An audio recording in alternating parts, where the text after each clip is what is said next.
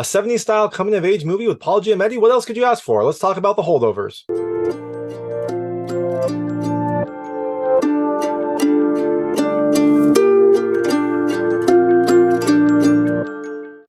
Hey everyone, it's David Stark from Watch Our Pass, and I'm here to talk to you about The Holdovers, which is coming to LA and New York theaters on October 27, 2023, then to limited theaters on November 3rd, 2023, and finally a nationwide release on November 10th, 2023. It's a new movie directed by Alexander Payne and starring Paul Giamatti, and my hot take is, look, I think you should watch it. It is just a wonderful, dramatic journey with a great cast, sharp and funny writing, and a ton of heart. It's a little slow at the start, but I think that's partly by design. I think that it helps to kind of build this world, build the ambiance. And once the meat of the movie gets going, it is really, really fantastic.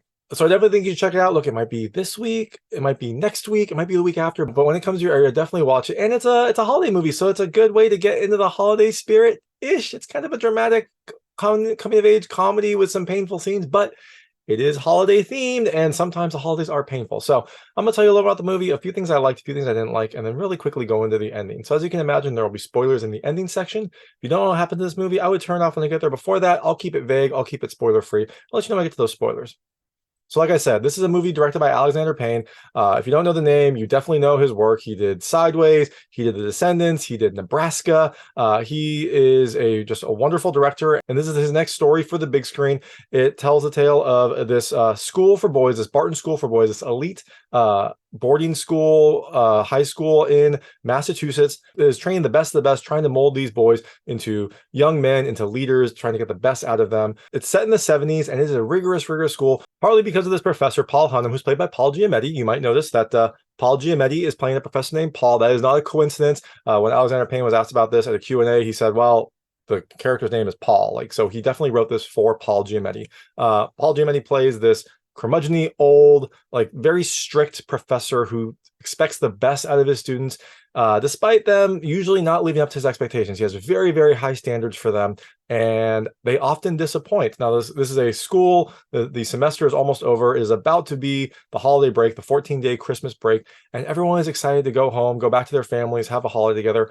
But inevitably, there are a few people who do not go back to their families for whatever reason, and they are known as the holdovers. They're the ones that stay over at the school for that break. There end up being 5 kids who stay over, and unfortunately for these kids, Paul is a professor who's given the task to watch them. Now, he quickly makes this into more of a boot camp type scenario. He kind of continues the lessons, he continues the strictness. He doesn't really do much of a holiday for these kids, and that leads to some growth for everyone involved and some conflict along the way. So, things I liked about this movie. The first, I love the cast and the performances. This is a fantastic, fantastic film. The cast is perfect. Paul Giamatti is just the standout. He is so good as Paul. He has that kind of nice balance of very, very strict character, very tough expectations, but he occasionally has some moments of biting, sarcastic humor, which is really, really fun. He is joined on this kind of vacation, this holiday, with this character named Mary, played by divine Joy Randolph. She is the cook for this place. She is the head cook, and her son, who went to Barton, recently died in Vietnam. So she is dealing with that grief, but she also provides I don't know, motherly character, caring character, voice of reason between the rambunctious boys who are just trying to be boys and the very, very strict professor. She is kind of a nice middle ground in between, and she adds a lot of humor with just some of her comments. She has a lot of common sense when she is very, very direct to Paul, because she can be, because she's an adult, and she's just a nice kind of glue between these characters. And then you've got the boys. The main standout is this new actor, Dominic Sessa. This is his first screen role. He was a theater kid. He actually was a theater kid at one of the 5 locations that they used to make this school. They filmed in 5 different locations, and Alexander Payne asked for theater people to apply, and Dominic Sessa was chosen. He does a really, really good job as the kind of main boy, Angus Tully. He is rambunctious. He is clearly smart. He definitely kind of is a clever kid, but he also is very disobedient, and that leads to a lot of fun conflict and painful conflict between him and Paul. So the second thing I loved, look, I love the writing. It is sharp, it is clever, it is the nice balance of drama and wit. It is really, really entertaining at times. It is really, really painful at times, but it feels good and natural and flows very, very well. I really love the way that this film was written, and you kind of need that for a coming of age movie, because there is a lot of conversation, a lot of dialogue, and that is both a testament to the writer and to these actors for kind of hitting it perfectly. The third thing I love, look, I love the music. There's this really wonderful 70s style soundtrack that is partly like 70s songs, but then also some contemporary songs that are in the 70s style. It is beautiful. It is like a nice, lovely guitar, and it really kind of helps to set the mood, make this feel like a 70s style film. You've got like some conversations that'll happen, and then there'll be this really beautiful guitar music in the background. Definitely feels like a throwback kind of movie, and it also helps to like set you in this time. It helps to kind of bring you to this time and make this feel like a movie that was made for this time. And that leads me right into the fourth thing I love. I love the style. Like this movie is a modern film that is made to look like a 70s film, and that starts from the very start from the splash screens. They are old style. They are throwback type splash screens that really kind of set you in the right mindset. They also used vintage lenses for this movie. They had camera shots that feel like a 70s movie. The film feels like a 70s movie. Of course, it was made now, it was made modern times, but this is definitely a kind of throwback type movie that is just so well done that it really does transport you back to that time. And the last thing I love the heart. It takes a little bit to get to the heart, but once you really kind of start digging into these characters and digging into some of their motivations and their similarities and differences, you get a really heartfelt coming of age movie. It is not just coming of age for one of the characters. Like everyone in this situation kind of grows through this experience, and it's really kind of fun to see that. It's touching to see that, and painful at times to see it. So all that being said, things I didn't love as much. There's only really one thing. It's a little slow. It's a slow movie at the start, especially. And I think that is partly by design. I think it's supposed to be slow. It's supposed to kind of showcase just how painful this experience is for these kids that are stuck here over the holidays. But that still leads to a movie that it takes a while to get going. And that's not to say I didn't like it. It just felt like it took a very long time to get to kind of the meat of the movie. And like I said, I think it might be by design. I think it might be there to kind of showcase the ordeal that has to happen. Like there was one scene where like occasionally they'll show you like how many days they've been on this holiday. And there was one scene later on where it was like December 27th, day 11. I was like, oh my gosh, like it's only the 11th day. Like it feels like they've been doing this for an entire semester. And so I think that the slowness at the start is really there to give you that like grueling sense that the boys are going through, but it still makes it a tough movie to watch at the start. So all that being said, Holdovers is fantastic. It's a really, really good movie. It's a really kind of beautiful coming of age film. It is painful at times, but it also has a ton of heart and some really clever writing and great performances. So definitely check it out when you get a chance. I'm going to go quickly into the ending now. So if you don't want to know what happens in this movie, I would turn it off now because there will be spoilers. So, like I said, in the Holdovers, you have this group of boys. There's 5 kids that end up being held over, and the main one is Angus Tully. He actually had this big plan for the break. He was going to go to St. Kitts with his family, with his mom and her new husband, but at the last minute, his mom called and canceled and said that she and her new husband are going to go on a trip by themselves. They needed like a honeymoon. They needed some time to themselves.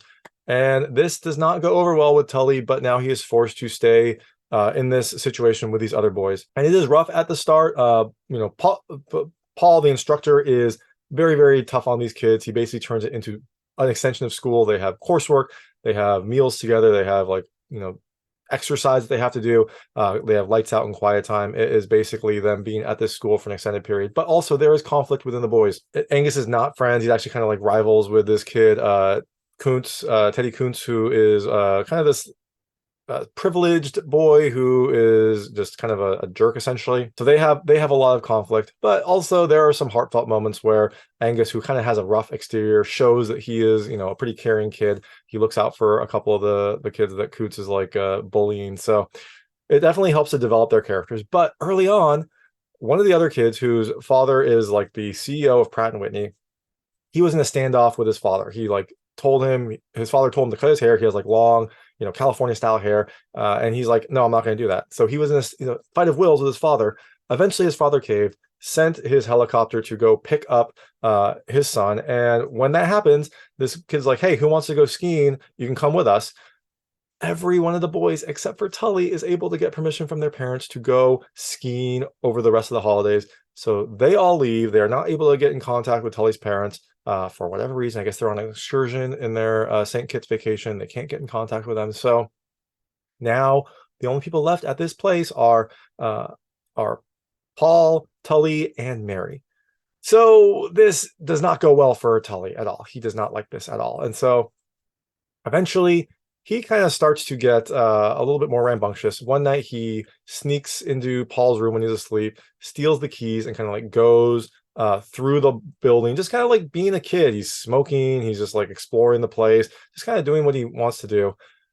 The next morning, Paul wakes up, wonders where Tully is. He's not in his bed. He finds Tully in this like in like a cathedral playing the piano. Paul gets upset with him for, I guess, probably being out of bed, for not listening to him, and starts giving detentions.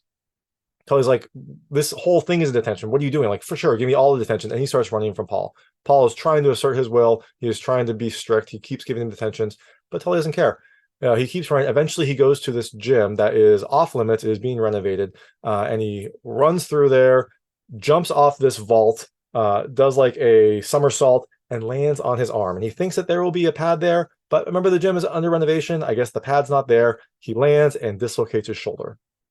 Now, Paul is not happy about this. Tully's not happy about this. It's painful, but more importantly, Paul is worried he's going to get fired if they find out that one of the boys under his care dislocated his shoulder. So they head to the hospital. Paul is very nervous about this, but he has to take him to the hospital. And when he gets there, Tully makes up this excuse. They ask for Tully's insurance, and he's like, "Can we please not do this on insurance?" Because Tully knows that if it goes on his insurance, his parents will find out, and that means that Paul will get in trouble. So he makes up this story about how Paul is his stepdad or his uncle, and they don't get to see each other very much. And so if his mom finds out about this, they put it on insurance, then he's never going to be able to see him again. It was all his fault. It was all Tully's fault. He doesn't want his uncle to like take the blame for it. The sob story ends up working. They end up being able to pay cash, and Tully's shoulder gets popped back into place.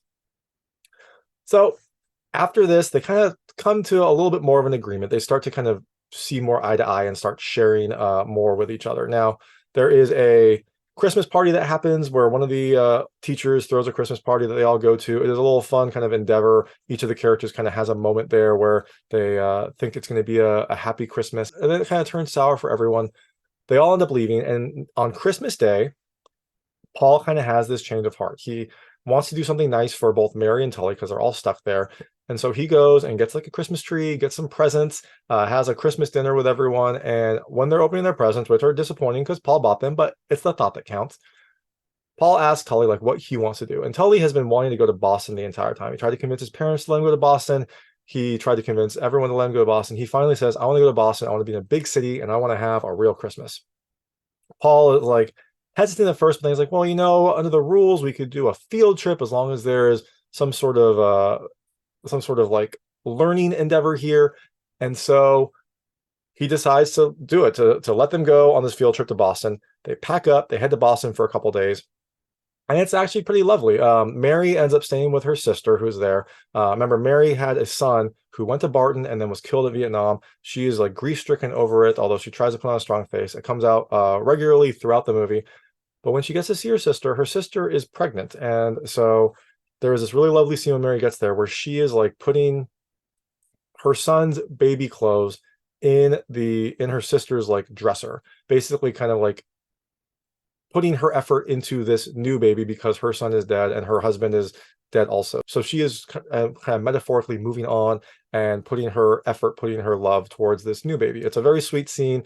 Her and her sister reconnect. It is a very kind of nice like growth moment for everyone.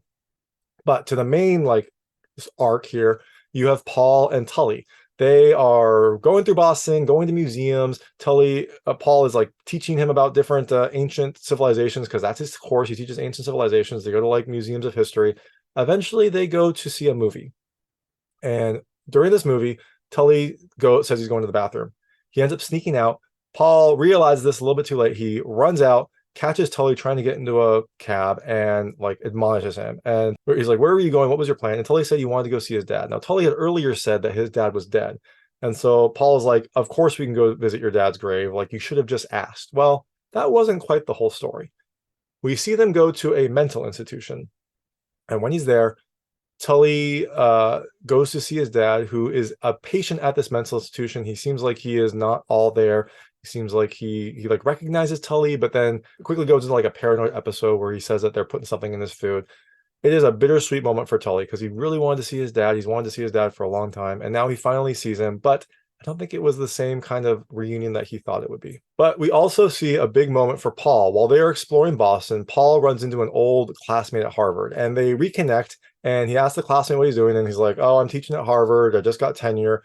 And the classmate asks Paul what he's doing. And rather than say, like, "I'm teaching at Barton, I'm a professor at Barton," he makes up this story about how he's like traveling the world, teaching at different universities, different like fellowships and things like that.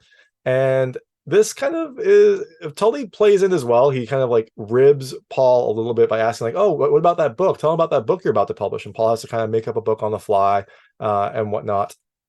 But after this, Tully gets kind of confused because Paul is like a very by the book rule follower. And one of the big rules he drills in is that Barton boys don't lie. Well, he just lied, and he is a Barton product. He should kind of be held to the same standard. And so while they are discussing this, while they're kind of figuring this out, we find out that Paul just didn't want to tell his classmate like what had happened to him because he was embarrassed. He didn't want his classmate to tell all of his Harvard classmates about what Paul was doing, about how he like went back home and was teaching at his high school rather than kind of doing all the great things that he imagined they are all doing. And we find out that Paul actually got kicked out of Harvard. Now, his roommate cheated and copied one of Paul's papers, but because his roommate accused Paul of cheating first, and because his roommate had the clout and the kind of connections with the Harvard leadership, Paul got blamed for it. And also, Paul somehow hit that roommate with his car. He said it was an accident. Who knows, right? But he did get kicked out. Now, he was able to land on his feet because the dean of Barton had good memories of him. So he, even though Paul had this like checkered past, he was hired him on as an assistant teacher, and he's like worked his way up since. So we also find out a little bit more about Tully. We find out that his dad's situation was recent. Like his dad had like a breakdown, and then he started getting physical. His mom stashed him away in a mental institution, and then I guess according to Tully, because she didn't want to deal with him also, I assume she's like saw his dad in him, she sent him away to boarding school. And Tully's been kicked out of many boarding schools. If he gets kicked out of another one, he goes to a military academy, and he really doesn't want that.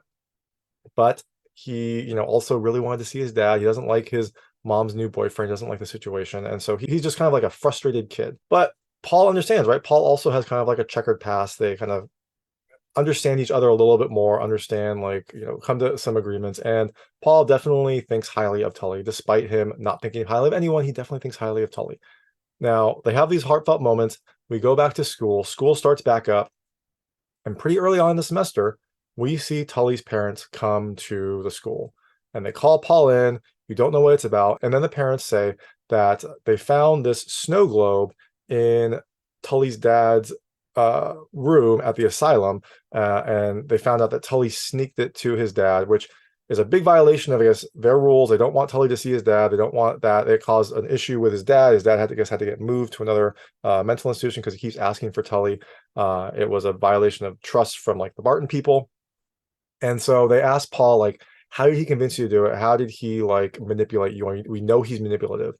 And Paul ends up taking the blame. He says, no, it was my idea. Like, I convinced him to do it. And he goes into this long speech about how, Tully has potential. He is very smart. He's very clever. He's a good kid, and his parents should appreciate that. And that his parents left him here. They left him here over the break. They didn't contact him at all. It was Christmas, and Paul wanted to like give him a nice Christmas present. So he convinced him to go see his dad. Definitely takes all the blame for it, because he knows if he doesn't, Tully is going to get kicked out of this school, and his life is going to be a very, very different scenario. So unfortunately for Paul, he gets fired. Tully is still in school, but Paul ends up getting fired for this. But for him, it was, I guess, a moment of growth. He is going to try something new. He's been at Barton for pretty much his entire life, but afraid to like go out and do some of the things he's talked about. He teaches about ancient civilizations, but he's spent his entire life at Barton. So he apparently is going to go travel the world, at least as far as he can, and maybe start writing his book. And there was a really lovely scene here where Mary comes to see him right as he's packing up his stuff, and she gives him a journal, like a journal for his book that he keeps talking about writing. Tully kind of ribbed him about his book, but now he can actually get started on it because he has a journal. He's packing up his stuff. He's about to leave, and Tully ends up finding him as he's about to leave. They have a nice heart-to-heart. It's a perfect like 70s movie ending. They don't hug. They don't like focus on anything. They have a heart-to-heart. They kind of don't even really address their feelings, but they kind of have a handshake. And Paul is like, you got to get back to class. So they have this lovely heartfelt moment that doesn't really have much emotion, but there's definitely some emotion in there. Paul gets in his car, drives out of Barton, and before he leaves, you see that he swiped this like really nice bottle of bourbon or brandy or something like that the dean had. The dean had gotten it from like the headmaster had gotten it from like the board of trustees, and Paul did not like the headmaster. He taught him as a kid. The headmaster was a jerk then. He's a jerk now. Paul ended up swiping it before he left. You see him driving towards the road. He looks at it, he takes a swig of it, and Paul is like a functioning alcoholic through most of this movie. So you're a little worried that he's going to be on like a downward spiral, but he takes a swig of it and spits it out, which could mean a few things. Like I wasn't sure. It could have meant like, you know, he's going to try to give up alcohol. He's going to try to change his life. That is one interpretation that I think is very valid. Another one I thought is like, this is like pristine, perfect, like really nice liquor, kind of like what Barton is. It's supposed to be this elite school for the elite characters. And so I think by like drinking it and then kind of like, I don't know, defiling it almost and spitting it out is kind of like he's showing the warts that Barton has. Clearly the school has some issues. There were some political issues in there. There was some like pressure to pass kids who, you know, weren't up to snuff. There is definitely some stuff going on in Barton that is not as pure as it would seem. And so I also thought that maybe him spitting it out was him like, I don't know, showcasing that, like showing that Barton is not a perfect place, something like that. Or it could just be that, you know, he is saying goodbye, kind of like breaking a champagne bottle on something to start a new journey. It could be that as well. All sorts of interpretations, but he does that and then gets on the road and continues driving. So you don't know what's going to happen to them. Hopefully Tully will kind of turn around. Hopefully Tully will, you know, graduate from Barton and do great things. Hopefully Paul will as well, but you don't know. But that is the Holdovers. Like I said, it's a really fantastic movie. It is just a beautiful coming of age story that has some painful moments, but also a ton of heart. Definitely check it out when it comes to your local area. And thanks so much for watching. If you like this review, please like and subscribe to this channel. It helps me out a lot. Make sure all my new content goes straight to you. Thank you.